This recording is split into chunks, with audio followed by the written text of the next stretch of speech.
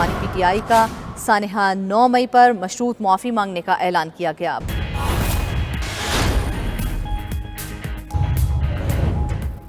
मुल्क में मानसून बारिशें जारी। लाहौर समेत पंजाब के मुख्तलिफ इलाकों में बादल बरस पड़े, कहीं हल्की कहीं तेज बारिश।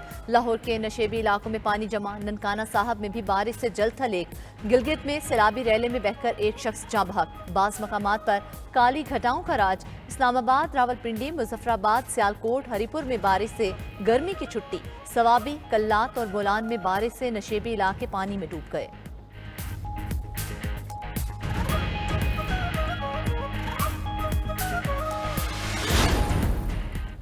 वज़ीर-ए-आज़म शहबाज शरीफ ने मानसून शजरकारी मुहिम 2024 का बाकायदा आगाज कर दिया। तकरीब से खिताब में वज़ीर-ए-आज़म का कहना था, मानसून का मौसम हर लिहाज से दिलों को खुश करने वाला है। मानसून में बादल आने से चेहरे पर खुशी की लहर आती है।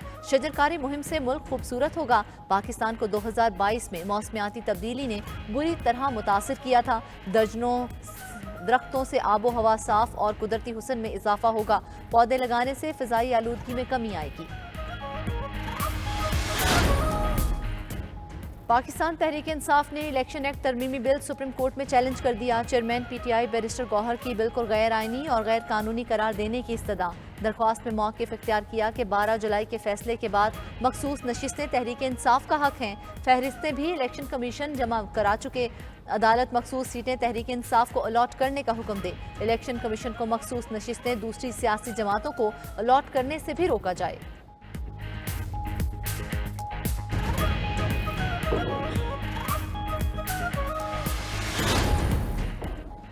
मखसूस नशिस्तों से मुतल्लिक फैसला। इलेक्शन कमीशन ने सुप्रीम कोर्ट में नजरसानी अपील दायर कर दी। इंसाफ के तकाजों के लिए 12 जुलाई का फैसला वापस लेने की इस्तदा। दरख्वास्त में मजीद कहा गया कि इलेक्शन कमीशन ने किसी कानूनी और अदालती फैसले की गलत तशरीह नहीं की। अदालती फैसले पर मिनोअन अमल किया।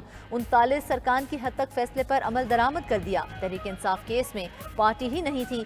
सुप्रीम कोर्ट आइन के आर्टिकल 218 में मुदाखलत नहीं कर सकती। इलेक्शन कमीशन ने दरख्वास्त में सुन्नी इत्तेहाद कौंसिल, हामिद रजा और दीगर को फरीक बनाया।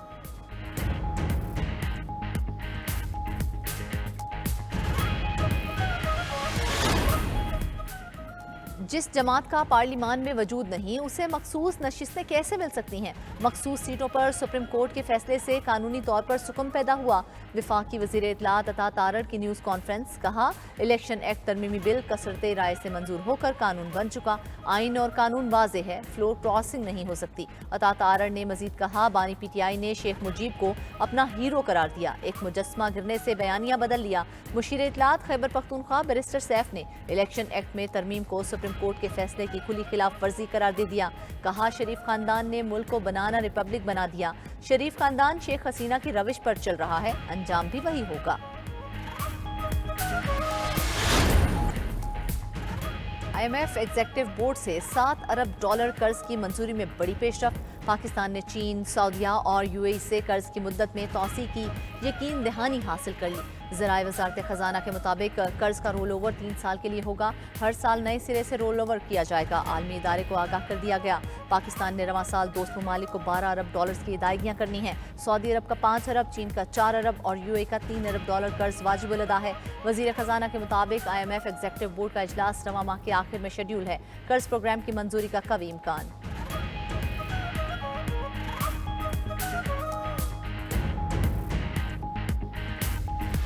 बानी पीटीआई का सानेहा 9 मई पर मशरूत मुआफ़ी मांगने का ऐलान किया गया। बानी पीटीआई ने कहा, CCTV फुटेज से हमारा जुर्म साबित हुआ तो मुआफ़ी मांगूंगा। जुल्म हमारे साथ हुआ है।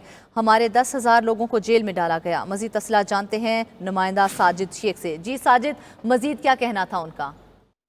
देखिए, बानी पीटीआई की कमरा अदालत में सहाफ़ियों से गैर रस्मी गुफ्तगू हुई है, जिसमें उन्होंने बानी पीटीआई ने सानेहा 9 मई पर मशरूत माफ़ी का ऐलान कर दिया है और उन्होंने ये कहा कि हमें इलेक्शन नहीं लड़ने दिया गया, हमारी पार्टी पर पाबंदी लगाई गई।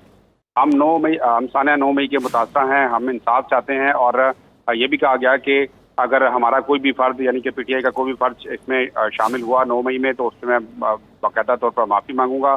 और ये भी इसमें कहा गया कि उनको अगवा किया गया था और ये बार बार बात की जा रही है कि अगर उनका कोई बंदा सामने साबित पीटीआई का कारकुन आता है तो उसमें वो माफ़ी मांग लेंगे। और ये भी कहा है कि सानेहा 9 मई मेरा कोई कारकुन हुआ तो उसको पार्टी से भी निकाल दिया जाएगा। सीसीटीवी फुटेज से हमारा जुर्म साबित हुआ तो भी माफ़ी मांगेंगे। और बार बार यही कहा जा रहा है कि आइन हमें इजाज़त देता है कि कंटोनमेंट बोर्ड और दीगर जो जगह हैं वहाँ पर वो एहतजाज कर सकते हैं। और इसी तरह ये भी कहा गया कि बानी पीटीआई की जानिब से कहा गया कि 20 सीटों वाली जमात को धांधली ज़दा इलेक्शन से फिर दोबारा से हम पर मुसल्लत कर दिया गया है। और ये भी कहा गया कि जो अवाम एक तरफ है और ये दूसरी तरफ खड़े हैं, और सवाबी के जलसे ने साबित कर दिया कि अवाम क्या चाहती है। और हम फार्म 47 वाली हुकूमत से किसी सूरत बात नहीं करेंगे, और माफ़ी वो मांगता है जिसने गलती की है, हमने कोई गलती नहीं की। इस किस्म की बातें जो है वो उनकी जानिब से सामने आएंगी। जी अच्छा साजिद, सानिहा 9 मई के हवाले से तो बहुत सी फुटेजेस मौजूद हैं, तो क्या अब दोबारा से उन फुटेजेस को देखा जाएगा, उसके बाद डिसाइड किया जाएगा? देखिए, अब जो बानी पीटीआई की जानिब से जो बयान सामने आया है वो इंतहाई आम है, क्योंकि उन्होंने गैर जो बात की है वो मशरूत माफ़ी मांगी है। और उन्होंने कहा है कि इस चीज़ को पहले साबित किया जाए कि क्या वाकई उनके कारकुनान जो हैं वो इस चीज़ में मुलविस थे, और अगर मुलविस पाए गए तो वो माफ़ी भी मांगेंगे, और उनके कारकुनान जो हैं जो भी मुलविस पाया जाएगा उसको पार्टी से निकाल भी दिया जाएगा।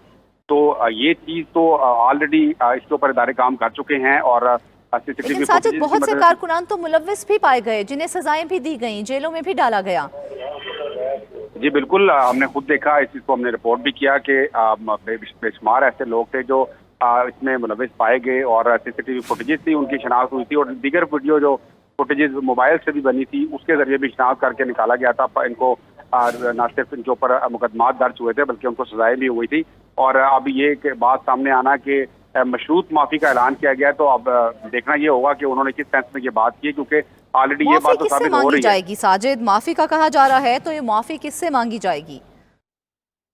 देखिए, उनका जो इसमें जो बात है, जो ओवरऑल उन्होंने माफ़ी मांगने की ऐलान किया है कि अगर वो ये कौम की तरफ इशारा कर रहे हैं कि कौम से माफ़ी मांग लेंगे, और अगर किसी इदारे से भी माफ़ी मांगना पड़े तो भी उनका इशारतन उन्होंने बात की है कि वो उस तरफ भी जा सकते हैं। लेकिन इससे पहले उनको ये साबित करना होगा कि वाकई पीटीआई के जो कारकुनान हैं 9 मई के वाक़े में मुलविस थे, और सीसीटीवी फुटेज के जरिए उनको शनाख्त किया गया और उसको साबित किया जाए, तो फिर उस सूरत में वो फिर माफ़ी मांग सकते हैं, और उसको जो कारकुनान है उनको पार्टी से भी निकाल दिया जाएगा। जी, अगर बानी पीटीआई की जानिब से माफ़ी मांग ली जाती है तो ओवरऑल वो तमाम वाक़यात जो 9 मई को हुए वो उसको किस तरह से देखा जाएगा, और उन कारकुनान के साथ फिर क्या सलूक किया जाएगा?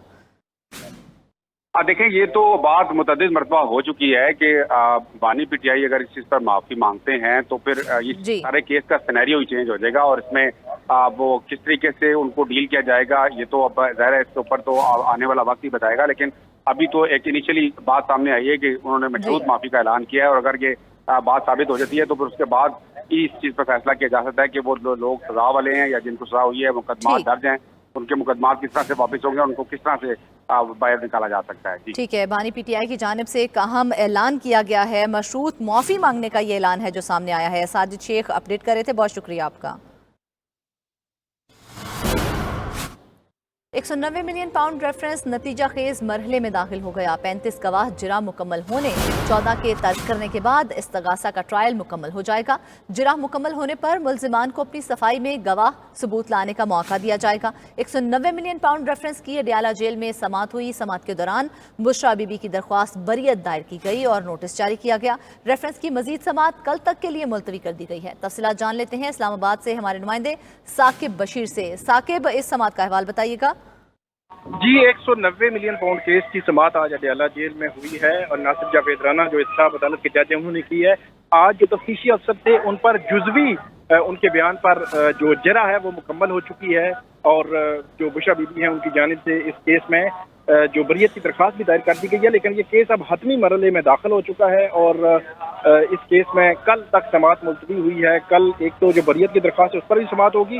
इसके अलावा नैब की जानिब से 14 गवाह जो है वो इसमें से निकाल दिए गए हैं, और 14 गवाह गैर जरूरी करार दिए गए हैं। अब इस केस में जो जरा मुकम्मल होगी तफ्तीशी अफसर पर, फिर बयानात होंगे, और उसके बाद इस केस में जो आखिरी मरहला होगा वो हतमी जो दलाइल हैं उसके बाद इस केस का फैसला होगा। जी ठीक है साकिब बशीर, बहुत शुक्रिया आपका।